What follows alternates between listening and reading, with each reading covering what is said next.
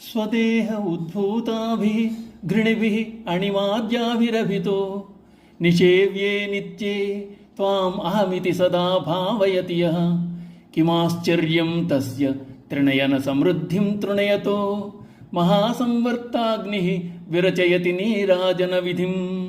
శాశ్వతమైన దాన, లోకముల చేత సేవింపబడే తల్లి, నీ నుండి పుట్టిన మయూఖములతో అణిమాది అష్టసిద్ధులతో కూడిన నిన్ను నీవే నేను అని ఎవరు భావన చేస్తున్నారో అతడు త్రినయుడైన శివుని యొక్క ఐశ్వర్యమును సైతం తృణీకరించగలవాడు.